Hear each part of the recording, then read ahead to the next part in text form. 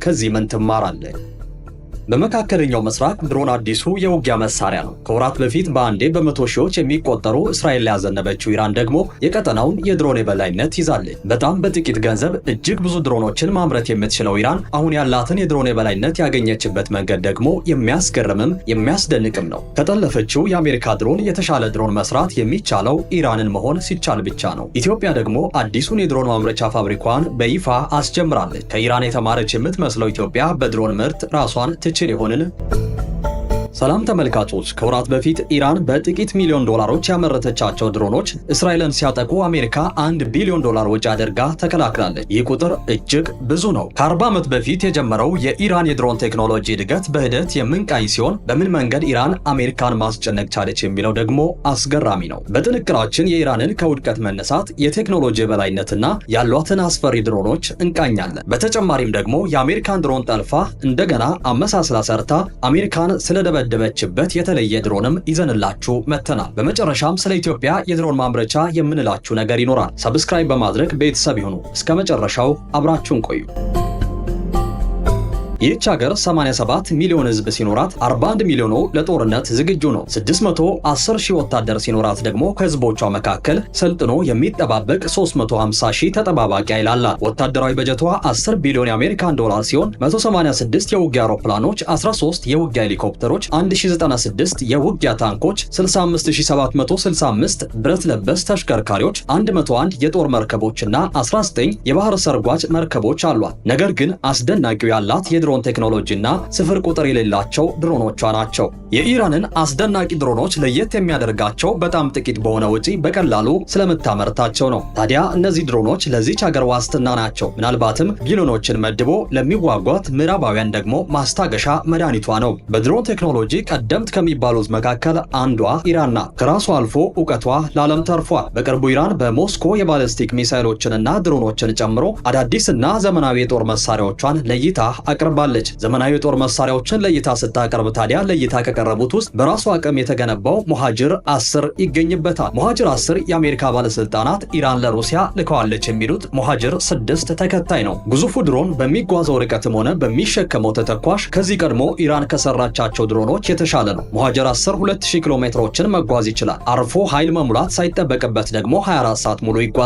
በተጨማሪም ድሮኑ 300 ኪሎ ግራም የሚመዝን ተተኳሽን መሸከም ይችላል። ኢራን ሞሃጅር 6 ከተባለ ድሮኑ አንጻር የመጫንና የመጓዝ አቅሙ በእጥፍ የጨመረው ሞሃጅር 10 በሞስኮ ለይታ ያቀረበችው የመካከለኛው ውጥረት በተባባሰበት ወቅት ነበር። ከወራት በፊት እስራኤል በግዛቴ ውስጥ የሐማስን የፖለቲካ ቢሮ ኃላፊ እስማኤል ሃይኔልን መግደሏን ሉዓላዊነትና ክብሬን የተዳፈረ ነው ያለችው ቴህራን አጸፋውን መልሳለሁ ብላ አጸፋውን መልሳ ነበር። ከወራት በፊት ታዲያ በመቶዎች የሚቆጠሩ ድሮኖችና ሮኬቶችን ወደ እስራኤል በመተኮስ ያገኘችው ውጤት አመርቂ ያለመሆኑን በአሁኑ ወቅት ጊዜ ወስዳ እንድታጤን አድርጓታል። የኢራን የመከላከያ ሚኒስትር ከድሮኖቹ ባሻገር ዘመናዊ የራዳርና የአየር መቃወሚያ ስርዓቶችንም በሞስኮ ለመጀመሪያ ጊዜ ለእይታ ማቅረቧ የዝግጅቷ ማሳያ ሲሆን በዚህ አውደ ርዕይ ላይ የኤሌክትሮኒክስ ውጊያ ስርዓቶች፣ የአየርና ባህር ኃይሎች፣ ጸረ ሚሳይሎች እንዲሁም ባሊስቲክ ሚሳይሎች ለተመልካች ክፍት ሆነዋል። የኢራን የድሮን እንቅስቃሴ የሚጀምረው በኢራንና ኢራቅ ጦርነት ወቅት ነበር። የዚህ ጦርነት መነሻ የኢራቁ ሳዳም ኢራንን ማጥቃቱ ነበር። ብዙዎች ኢራን አረብ ትመስላቸዋለች።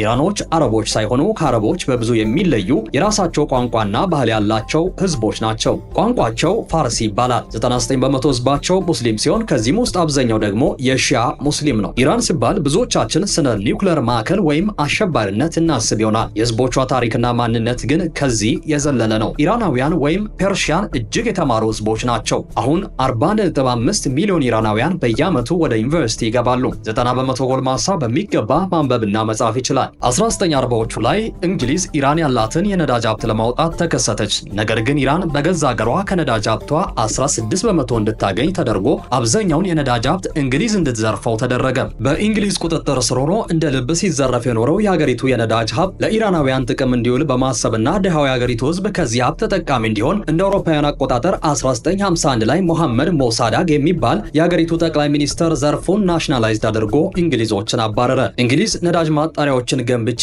እንዴት ነዳጅ እንደሚወጣ አስተምሬ ተባረርኩ አለች። ጠቅላይ ሚኒስትሩም ነከሰችበት። መጀመሪያ ጉዳዩ በንግግር እንዲፈታ ሞከረች። ሰውየው አሻፈረኝ አለ። ያን እንግሊዝ ከአሜሪካ ጋር ተሰባጥራ ሰውየው ላይ መፈንቅለ መንግስት አስደረጋ እስር ቤት አስወረወረችው። እንግሊዝና አሜሪካ ለራሳቸው የሚመችና የአገሪቱን የነዳጅ ሀብት እንዲዘርፉ ፍቃድ የሚሰጣቸውን ንጉስ አስቀመጡ። ሰውየው መሐመድ ራዛ ሻህ ይባላል። ንጉሱ ከአውሮፓና አሜሪካ መንግስታት ጋር ሸሪክ ስለሆነ ባልተለመደ መልኩ ኢራን ውስጥ ስር ነቀል ለውጦችን ማምጣት ጀመረ።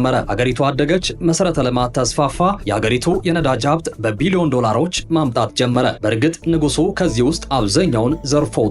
ለማንኛውም ለውጡ አገሪቱን የምዕራቡ ዓለም ገጽታ እንዲኖራት አደረገ። ትምህርት ተስፋፋ፣ ሴቶች የመምረጥ መብት እንዲኖራቸው ተደረገ። ብዙ ገደቦች ተነሱ። ኢራን መካከለኛው ምስራቅ ውስጥ የምትገኝ ሌላ አሜሪካን ሆነች። የአሜሪካ ባህል፣ ቋንቋና የአኗኗር ዘይቤ የኢራን ህዝቦች ላይ መሰረዝ ጀመረ። ብዙዎች ይህንን ለውጥ አሜሪካኒዝምን የማጥመቅ አካሄዳሉ። ብዙ ኢራናውያንን ማስቆጣ። በተለይ ደግሞ የአገሪቱን የእስልምና መሪዎች ደግሞ የበለጠ አናደዳቸው። አዲሱ ንጉስ ከአሜሪካ ጋር በነበረው ግንኙነት ለአገሪቱ ከአሜሪካ የተለያዩ ወታደራዊ ድጋፎችን አገኘ።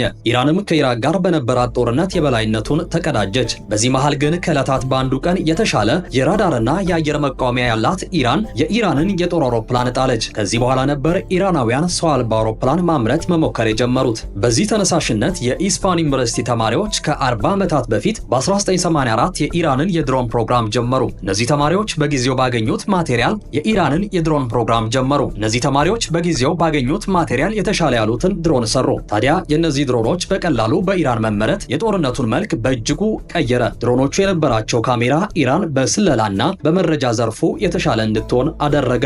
በድሮኖቹ ማሰሳ 14000 ኪሎ ሜትር የኢራቅ ምድር በኢራን ሰው አልባ አውሮፕላኖች ታሰሰ። ከ5000 በላይ ምስሎችም ተሰበሰቡ። ምንም እንኳን በጊዜው የቴክኖሎጂ ጥረት ቢገጥምም ለጊዜው የተሻለ አማራጭ ነበር። ከዓመታት በኋላ በ1999 ሀገሪቱ እንደ አዲስ በዘመናዊ መልኩ ድሮኖችን ቅቅ ያለው የኢራን ዘመናዊ ድሮን ሻሂድ 123 በ2007 ወደ አየር ወጣ። የዚህ ድሮን የኢራንን ጦር መቀላቀል ለሀገሪቱ ትልቅ ምርታ ሆነ። በመቀጠል ያለምንም እክል ኢራን የአሜሪካን የጦር ሰፈሮች በዚህ ድሮን መሰለሏን ያዘች። በ2011 ደግሞ ራሱ ሻሂድ ተሻሽሎና በቴክኖሎጂ ዘምኖ ድጋሚ ወጣ። ነገር ግን ድሮኑ ለውጊያ እንጂ ለስለላ ብዙ ምቹ አልነበረም። ታዲያ ኢራን አዲስ ሞዴል ለመስራት በምትሯሯጥበት ወቅት አንድ ያልተጠበቀ ነገር ግን ደግሞ የኢራንን የድሮን ፕሮግራም እስከ ወዲያኛው የቀየረ ክስተት ተፈጠረ። ታህሳስ 5 2011 ኢራን አንድ እጅግ ዘመናዊ የአሜሪካን ሰላይ ድሮን በሰማያዊ እያንዣበበ እንዳለ ደረሰችበት። ይህ ድሮን USRQ 170 ሲሆን በጊዜው የመጨረሻ የድሮን ቴክኖሎጂ የተገጠመለት ነው። ታዲያ ይህ የአሜሪካ ድሮን በኢራን ሰማይ ሲሯወጥ ኢራናውያን በሚያስገርም ቴክኒክ ድሮኑን ጠልፎ የኢራን ምድር ላይ አሳረፉት። ለካንስ ኢራን ይህንን ጠርጥራ ኖሮ ቀደም ብላ የጠለፋ ዘዴ ስታዘጋጅና ትጠብቅ ነበር። አሜሪካ ግን ኢራን እየዋሸች ነው፣ ጠልፎ ሳይሆን ተከስክሶ ነው ብላ፣ ኢራን ግን የዋዛ አልነበረችምና በአገሪቱ ቴሌቪዥን ድሮኑ ያለምንም መከስከስና ከነሙሉ ጤንነቱ እንዳለ ለዓለም አሳየች። በዚህ ጊዜ ፕሬዝዳንት ኦባማ በአደባባይ ወጥቶ ድሮናቸው እንዲመለስ ጠየቁ። ነገር ግን ተቀባይነት አላገኘም። በጠላቱ ቤንያሚን ኔትንያሁ በአንድ ቃለ መጠይቅ ላይ የእስራኤል ሶስቱ አደጋዎች ማናቸው ተብሎ ሲጠየቅ ኢራን ነበር ያለው። የኛው ሀገር ኢትዮጵያ ደግሞ ጠላቶቿ አይደለም ሊያጠቋት ሲያስቧት እንዲደነግጡና እንዲብረከረኩ ከመሳሪያ ግዢ ተላቃ ወደ ማብረት መግባት በእጅጉ ይጠቅማል። ቀደም ብሎ የተተኳሽ ማምረቻን ያስመረቀችው ኢትዮጵያ አሁን ደግሞ ዘመናዊውን የድሮን ማምረቻን መርቃ ከፍታለች። በዚህ ማካሄድ ምናልባት ጠላቶቿ ወደፊት ሶስት የምትፈሩት ሀገሮች ማን ነው ሲባል ኢትዮጵያ ማለታቸው የማይቀር ነው። አብራችሁን ስለቆያችሁ ምስጋናችን ከልብ ነው። ላይክ፣ ሼር፣ ሰብስክራይብ ማድረግ እንዳይረሳ። ሰላም።